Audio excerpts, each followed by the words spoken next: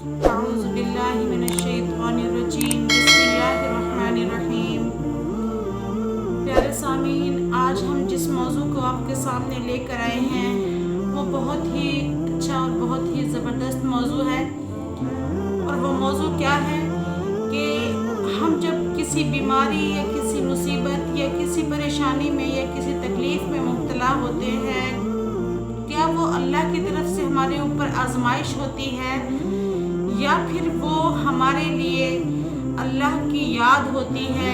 کہ اللہ ہمیں یاد کر رہا ہے یا اللہ ہمیں بھلا نہیں پایا، یعنی کہ وہ کس لیے بیماری ہمیں دی جاتی ہے، یا وہ رحمت ہے یا وہ زحمت ہے۔ بیماری کا ایک آنا وہ رحمت ہوتی ہے کہ جس کی بدولت ہمارے تمام کے تمام گناہ جو ہے، گناہ صغیرہ جو ہیں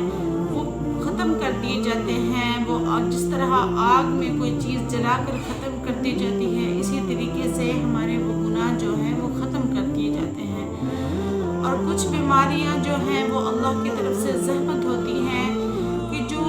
یعنی کہ ہمارے گناہوں کی بدولت ہم پر لائی جاتی ہیں، یا ہم جو گناہ اتنے سرزد کر چکے ہوتے ہیں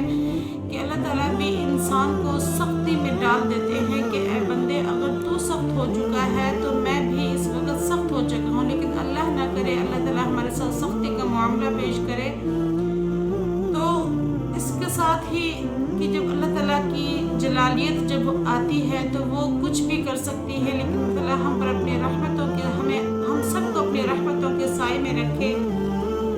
تو پیارے محبوب صلی اللہ علیہ وسلم کی امت ہونے کے ناطے الحمدللہ ہم پر اللہ تعالیٰ کے بہت ہی زیادہ احسان ہیں،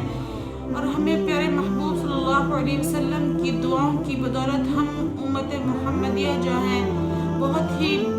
برائیوں سے بچ جاتے ہیں۔ ہم صرف ایک نیکی کا سوچتے ہیں تو وہ ہماری نیکی لکھ دی جاتی ہے، برائی جب تک ہم کرتے نہیں وہ برائی لکھی نہیں جاتی۔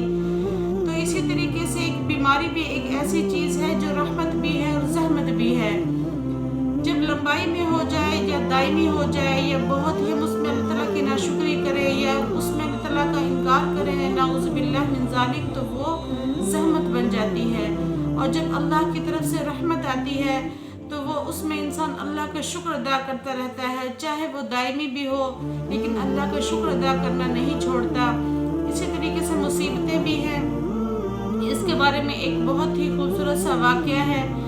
ایک مرتبہ ایک صحابیہ جو تھی وہ آپ صلی اللہ علیہ وسلم کے دربار میں حاضر ہوئی اور کہنے لگی، یا اللہ کے رسول صلی اللہ علیہ وسلم، میں اپنے شوہر سے جو ہے وہ خلا چاہتی ہوں، یعنی کہ طلاق چاہتی ہوں۔ تو پیارے محبوب صلی اللہ علیہ وسلم نے فرمایا کہ کیوں ہے عورت، تو کیوں چاہتی ہے کہ تجھے خلا دی جائے؟ اس نے وجہ نہیں بتائی تھی، لیکن اس نے کہا کہ اللہ کے رسول، بس میں چاہتی ہوں کہ میں اپنے شوہر سے علیحدگی اختیار کر لوں۔ تو پیارے محبوب صلی اللہ علیہ وسلم نے اس پر پوچھا کہ کیا تو اپنے گھر میں خوش اور آباد نہیں ہے؟ تو اس عورت نے کہا کہ اللہ کے رسول، ایسا کوئی معاملہ نہیں ہے، میں الحمدللہ اپنے گھر میں بہت خوش ہوں۔ تو اس کے بعد اللہ کے رسول نے فرمایا کہ کیا تیرا شوہر تجھ پر ظلم کرتا ہے؟ تو اس عورت نے کہا، اللہ کے رسول، میرا شوہر مجھ پر ظلم بھی نہیں کرتا، مجھے بہت خوش رکھنے کی کوشش کرتا ہے۔ تو اس عورت نے جب اللہ کے نبی کے دربار میں یہ ساری باتیں پیش کی تو پھر نبی کریم صلی اللہ علیہ وسلم نے فرمایا کہ اے عورت، ایسا کرو، گھر جا کے کچھ وقت لو اور سوچو کہ تم خلا مت لو، ہو سکتا ہے کہ تمہارا جو گھر ہے وہ بچا رہے، تو اگلے دن تم اپنے شوہر کو اپنے ساتھ لے کر حاضر ہو جانا۔ جب اگلا دن آیا تو وہ عورت دوبارہ اپنے شوہر کو لے کر پیارے محبوب صلی اللہ علیہ وسلم کے دربار میں حاضر ہو رہی تھی کہ اچانک راستے میں اس کے شوہر کو بہت زیادہ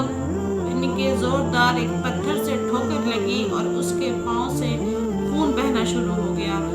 تو گویا وہ عورت اپنے شوہر کو لے کر واپس چلی گئی، گھر واپس چلی گئی۔ تو جب وہ واپس نہیں آئی، اپنے شوہر کے ساتھ گھر پر رک گئی، تو پیارے محبوب صلی اللہ علیہ وسلم نے صحابہ کے ذریعے اس عورت کو پیغام بھجوایا کہ عورت کو بلا کر لاؤ، کل کا معاملہ اس کے ساتھ حل کیا جائے۔ تو جب اس عورت کو دوبارہ سے بلایا گیا تو وہ عورت اکیلی آئی، اور آنے کے بعد اس نے کہا کہ اللہ کے رسول، آج میں اپنے شوہر سے خلا نہیں چاہتی۔ تو اس وقت پیارے محبوب صلی सल्लल्लाहु अलैहि वसल्लम और सहाबा कराम बहुत ज़्यादा परेशान हैरान कुन हो गए कि कल तो इसने खुला का इनके केस नबी की दरबार में लेकर आई थी और आज कहती है कि मैं खुला नहीं चाहती। तो उस वक़्त प्यारे महबूब हज़रत मोहम्मद मुस्तफ़ा सल्लल्लाहु अलैहि वसल्लम ने जब उस औरत की बात सुनी तो उस औरत ने अपने बारे में ये फरमाया, कहा कि कल जो था मैं 3 साल या 4 साल का मेरी शादी को अरसा हो चुका है और मेरे शौहर को कभी कोई भी तकलीफ़ अल्लाह की तरफ से नहीं आई थी या कोई चोट या कोई बीमारी ऐसी नहीं आई, यहाँ तक कि बुखार तक नहीं हुआ। तो मुझे अंदेशा हुआ कि कहीं मेरा रब हमें भूल तो नहीं गया, यानी कि मेरे शौहर को भूल तो नहीं गया, क्योंकि रब का भूलना नाउज़ुबिल्लाह बहुत सख्त हो जाता है। तो उस वक़्त उस औरत को जब इस बात का डर हुआ तो जब वो उस औरत ने कहा कि अल्लाह के रसूल, इस डर की बिना पर कि कहीं मेरा अल्लाह हमारा साथ तो नहीं छोड़ गया या हमें भूल तो नहीं गया, अगर उस ज़ात ने हमारा साथ छोड़ दिया तो गोया हम तबाह व बर्बाद हो जाएंगे। तो हमारे पास कोई ऐसा चारा नहीं था मेरे पास कि मैं इस शौहर के साथ रहूं जिसे अल्लाह याद ना करता हो। जब बंदा अल्लाह को हर वक्त याद करने की कोशिश करता है और जब अल्लाह बंदे को छोड़ देता है तो अल्लाह ताला की ज़ात उसके साथ बहुत सख्त शदीद नाराज़ होती है। तो इस वाक़े पर जब हज़रत मोहम्मद सल्लल्लाहु अलैहि वसल्लम को जब वाक़े का पता चला तो उसने कहा कि अल्लाह के रसूल, जब मैं आपके पास तशरीफ़ लेकर आ रही थी, मैं आपके पास आ रही थी तो रास्ते में मेरे शौहर को बहुत ज़ोर से ठोकर लगी और उनका पाँव से खून बहना शुरू हो गया। तो मैंने सोचा कि मेरा रब जो है मेरे शौहर को भूला नहीं है, तो इसलिए मैंने ये मुनासिब ही नहीं समझा कि मैं आपके दरबार में हाज़िरी दूँ। तो गोया मैंने फ़ैसला अपना बदल दिया। तो इस पर सहाबा कराम भी बहुत ज़्यादा हैरान हुए और अल्लाह के प्यारे महबूब सल्लल्लाहु अलैहि वसल्लम ने भी उस औरत के ऊपर हैरानगी का इजहार किया कि इस औरत को अल्लाह का कितना खौफ है, कितना डर है।